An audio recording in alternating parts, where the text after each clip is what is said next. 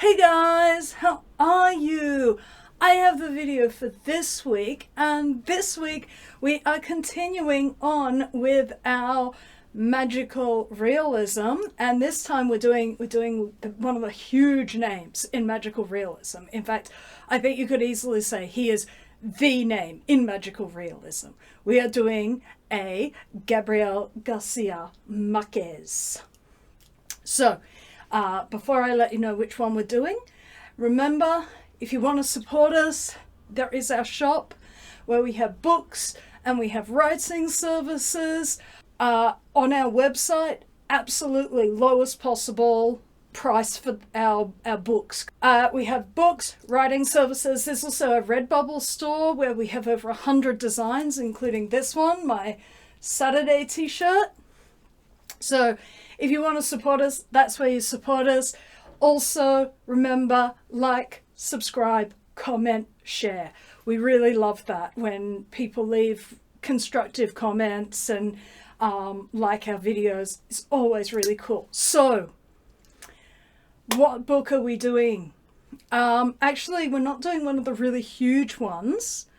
I was sort of looking at things and I didn't have, which seems to be the story of our lives recently, didn't have a huge amount of time to read anything. So I picked a small one, but I actually picked this one not just because it was short and I could read it very quickly, because it's not really a novel, it's more of a novella or a long short story. But actually precisely because of some of the things that we're going to discuss is the reason I picked it. The book is Chronicle of a Death Foretold.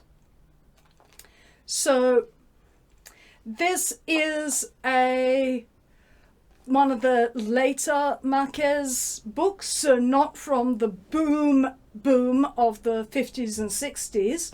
This is a later book, and it tells the story of an honor killing where twin brothers, Pedro and Paulo, murder Santiago Nascar, a wealthy young man who's a rancher. He is also of Arabic descent on his father's side, and they murder him because he is named by their sister Angela as the man who slept with her after she is returned to her home in disgrace on her wedding night when her new husband discovers that she isn't a virgin. So that's the storyline of this. We know from the beginning that Santiago is murdered. As we read through, it becomes more apparent how this murder actually happens. We know exactly who kills Santiago. We know exactly why they kill Santiago. And yet when you get to the end of the story, the murder is it's visceral. It's violent. It's so cruel. But one of the interesting things about this is this story is told 27 years after the murder. So this murder is a historical fact. It is a fact of history. It has happened, there's been an inquest, it's settled down into the past. The narrator of this story is a friend of Santiago, another man from the village who was a boy with Santiago, who knew him growing up, who was friends with him, who shares a lot of history with him, and who was with him in the hours preceding his murder. And he is attempting to tell the story of this murder, to piece it together, because it is this shocking crime that seemingly comes out of nowhere. There is no hint anywhere in what the narrator uncovers of how or why or when Santiago and Angela had any kind of union, though we do have an idea that Santiago is a sexual man. He has had a extraordinary affection for the madam of the whorehouse. He is perfectly happy with seducing poor girls. However, Angela is not a poor girl, but they are not social equals either. She comes from a good family, a highly conservative family. She has made a marriage that is greatly advantageous for herself and her family. She knows that she is not a virgin. And it is when her brothers demand the name, that is the name she gives, and she gives it unhesitatingly. But it is mystifying why that name, how, is not something that that is ever uncovered in the story itself. It's a story of the concept of honor and conventional attitudes that uphold this honor or wink at this honor and decide that, yes, this is the way to do. Pedro's fiance actually knows this killing is going to happen, and in fact she approves of it. She sees that she would not marry him had he not done this.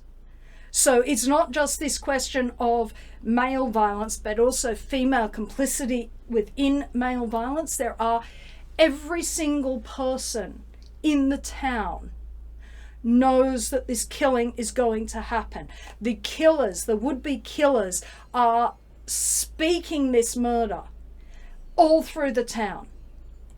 The narrator suggests that this is in order to prevent, or in order that somebody will step in and prevent them.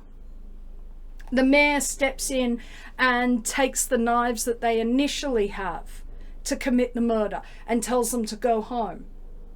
They go home, get more knives, and keep moving around the town. The woman in the store where they're sitting and waiting for Santiago to return to appear, it has been frantically putting messages out that these men are trying to kill Santiago. So this knowledge is getting spread far and wide very, very fast. There are people who also approve, for various different reasons, of this plot to kill Santiago, including the housekeeper, who has her own reasons for disliking Santiago. Now, one of the things about this is, although we have a narrator who is attempting to piece all of this together, we never get a fully clear image of anything, because everything we know is filtered through the consciousness of others. We never even see Santiago in his own right, through a disinterested, omniscient narrator. We never see Angela, disinterested, omniscient narrator. The narrator is a cousin of hers. So what we have is an image through multiple distorted lenses. Every single person has their own excuse for not doing something, their own assumption about the good or bad of what is happening. It makes it an incredibly interesting fractal story. Yes, there are themes of masculinity and enacting masculinity and what is masculinity, but it's more than masculinity. It's actually machismo, which is sort of masculinity on steroids. It's an idea of a way that you need to be in the world, very much. It's a performance of this, and it's a performance that is culturally ascribed. It's more than just this is what a man is.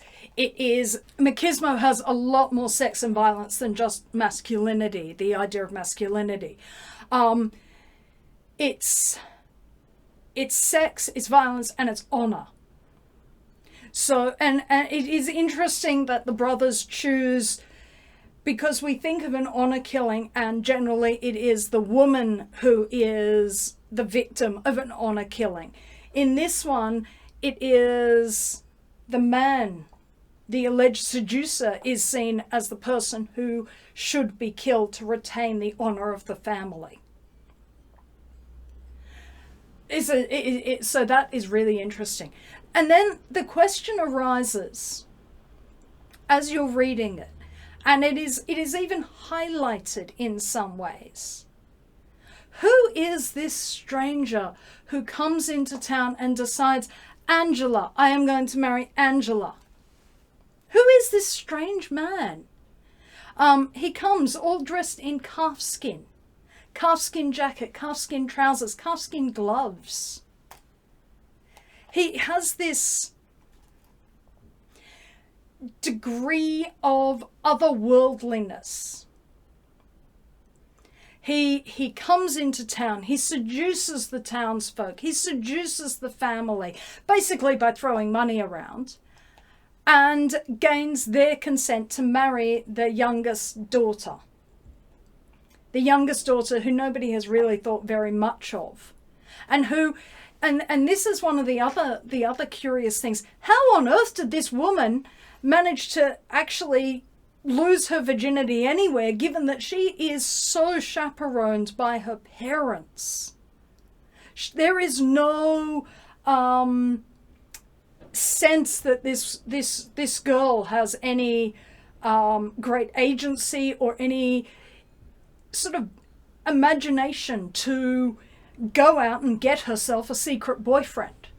She's not in Santiago's household. It's not like she's a servant in the household, which would leave her sort of open to the sexual advances of a wealthy man. She is a closeted good girl who has, it appears, never done anything in her life to bring dishonor on her family. No, this is why this comes as such a shock. And she is also not interested in marrying this stranger who's come into town.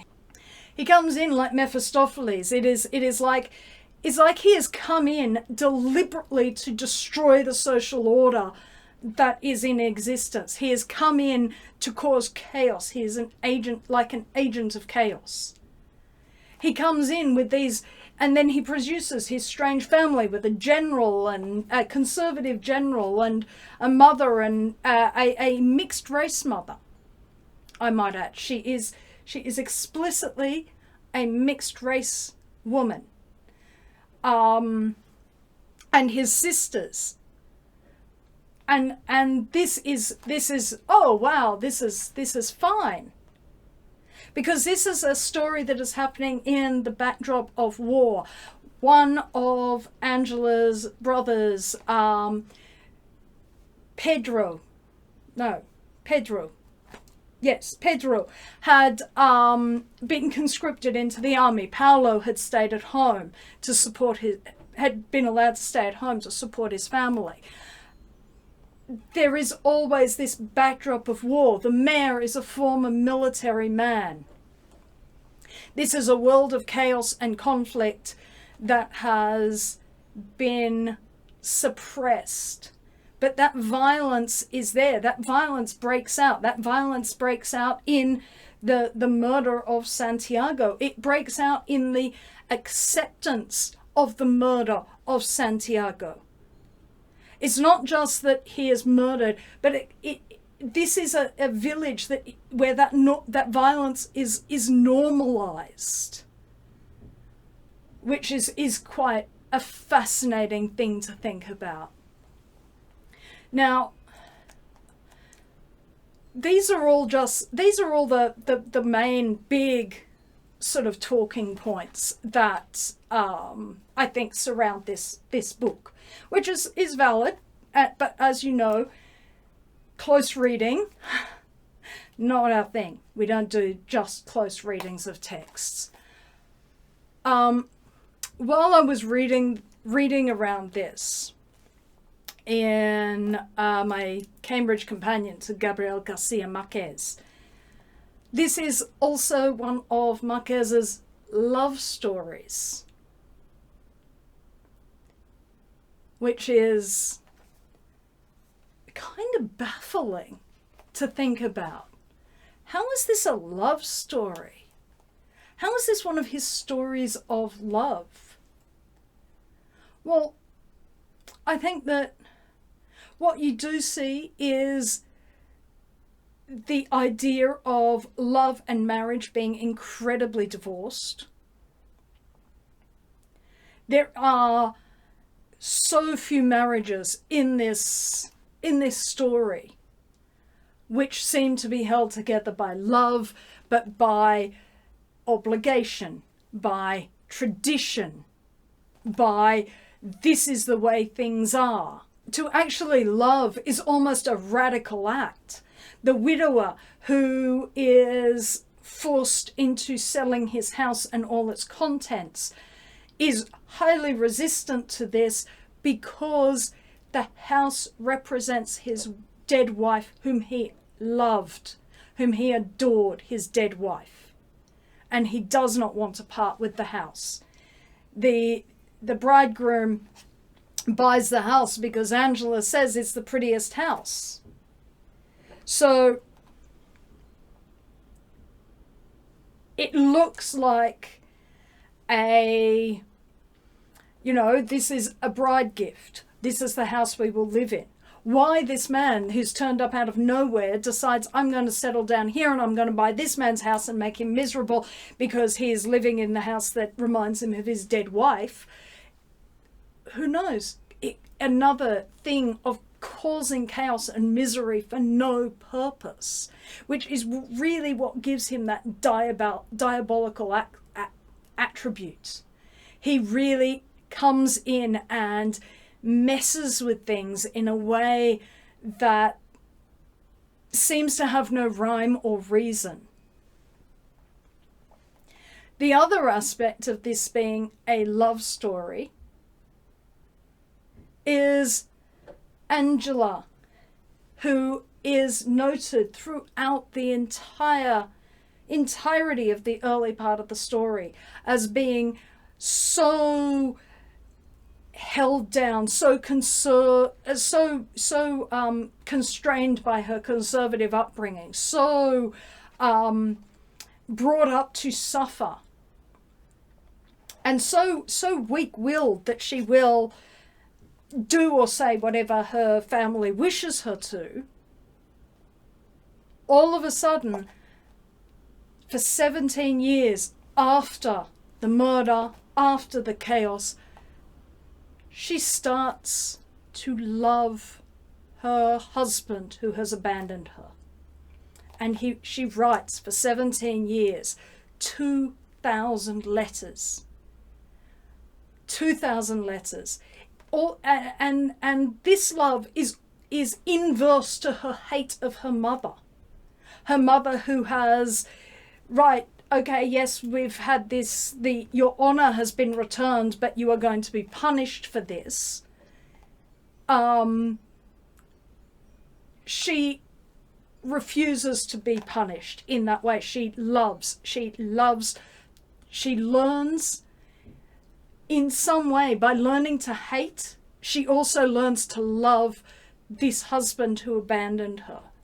She learns how to rage at him, how to do all of these things.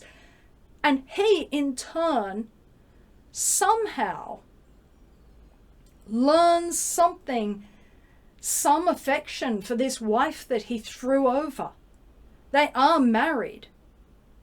And he literally turns up on her doorstep, clearly ready to be the husband that he refused to have been 17 years earlier, with 2,000 unopened letters. The letters themselves were enough. Not the contents, just the letters themselves seem to have been what dragged him forward. She's been writing every week for 17 years. And so it is interesting in terms of this concept of love as a form of rebellion, and a form of love as a deviation from the conventional. The conventional is that you marry, you do this, you live a pretty drudgery life, but that you, and that is what Santiago intends to do. He is engaged to a girl from the Arab district. There is a small Arab community. Is this why Angela gave his name? Because he is an outsider in their community? There are only 3 men who attempt to warn Santiago. One of whom is his friend, who loses track of him. There are 2 men from the Arab community, his fiance's father and another man, both of whom attempt to either warn him or help him. His fiance's father offers to, stay here, protect you, I'll give you a gun. So is this man targeted because he is a wealthy outsider? There is no definitive answer given as to why Santiago is named. Does Angela maintain her insistence that this was the man because otherwise the guilt of having had him killed by her brothers would be too much? Is her insistence a form of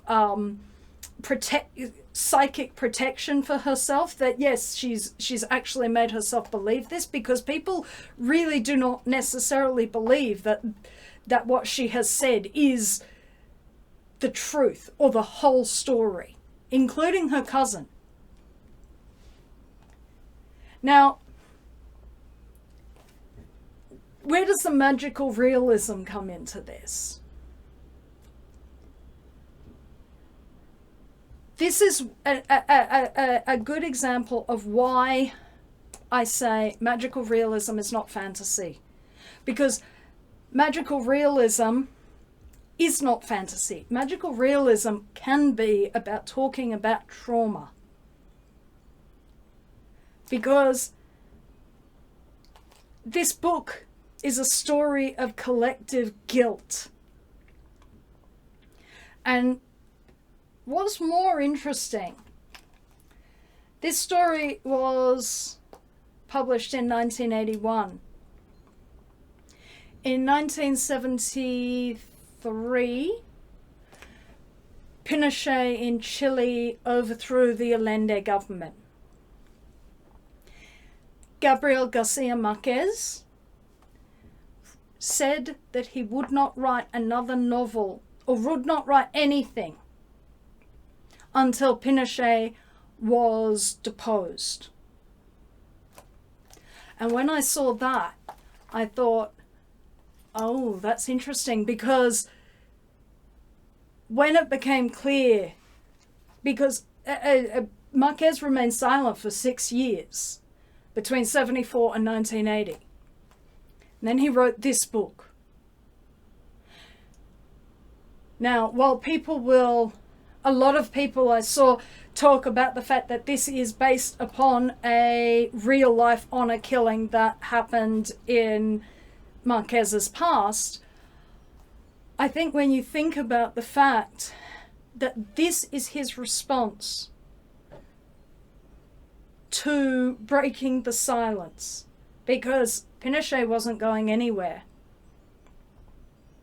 Pinochet was not going anywhere. So what is this? What then is this?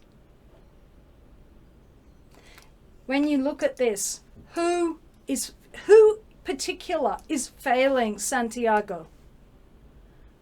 The mayor, who is also military, fails Santiago.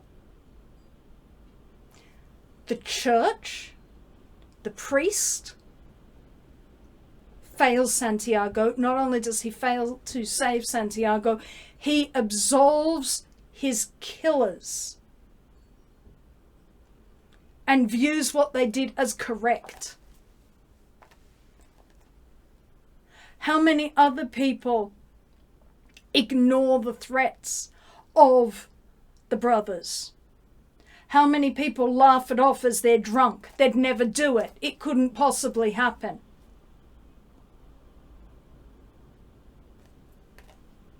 How many people are complicit in the death of Santiago Nascar? The entire village is complicit in this. There are very few innocent bystanders. The fact of their knowledge makes them guilty. The narrator's sister did not know. The narrator's sister actually said had she known, she would have physically dragged him to breakfast. She would not have let him out of her sight to go home and get changed after she invites him to breakfast. She is an innocent bystander, but there are not many. There are not many.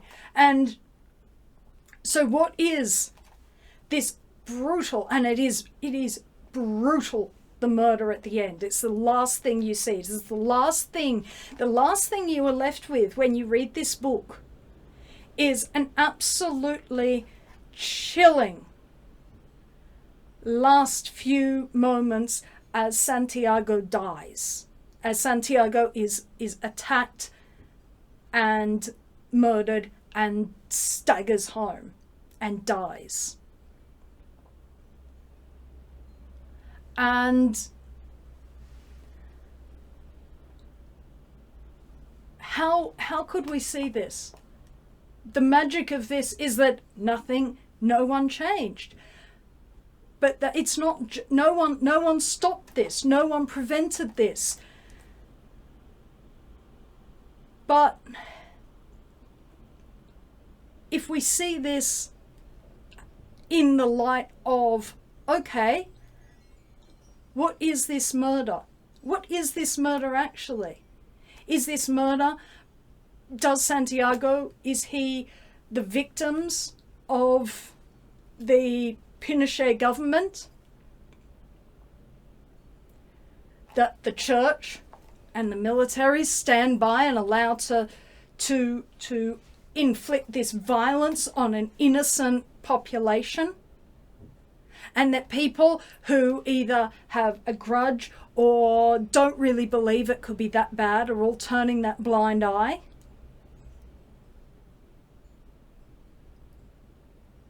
Is that what this is? Is Santiago a living embodiment, every single one of those corpses that were left in the wake of that murderous regime?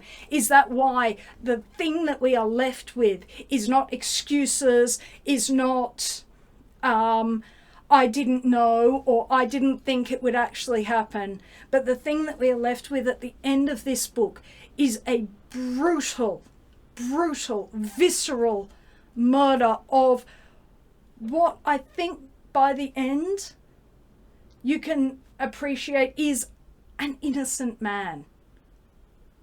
a man who does not even know why he is being killed, who does not even believe that he is to be killed. The confluence of events that lead to his killing, the use of the front door, the then barring of the front door, the watching the wrong door, all of this sort of thing is where the magical realism comes in. Because it's almost as if Marques is saying, how does this happen? How do an ordinary village allow a murder to happen? How does a country allow a dictator to come in and savage it? How do we allow this to happen? So this little book, it's only little, you can read it in a couple of hours. I read it today. I read it this morning. This little book is, I think, a really good example of magical realism precisely because it is not obvious. Precisely because it does not allow you to conflate magical with fantasy. This is not fantasy.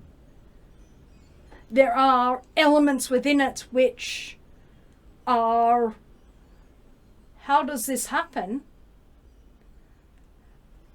But it is not fantasy, and nor is it an allegory, which is the other thing that makes magical realism a distinct thing. While I am saying that I think that this as a response to that, the breaking of the silence is significant.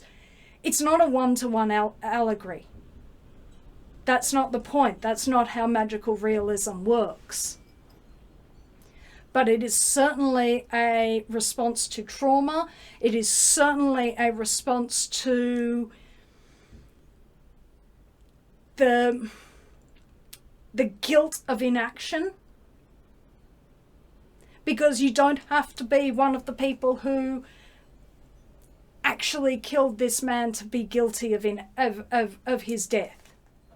The guilt of inaction in that, the lack of attempting to prevent this. It's talking about things that are less obvious, though they would have been a lot more obvious when this was printed and published, because given a statement like that and 6 years of silence, to break the silence with a story like this is itself a statement. Therefore, it is a political statement. It is not just, oh, I remember an honor killing. It is a political statement, which is where the magical realism is its most powerful. So that is Chronicle of a Death Foretold. I look forward to doing more Marques. But I think we'll be doing something slightly different, because I actually want to do a book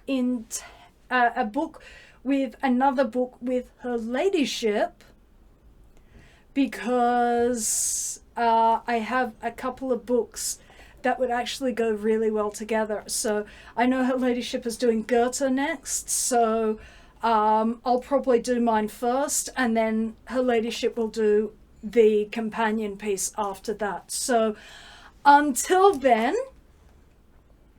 peace and love, guys. Peace and love.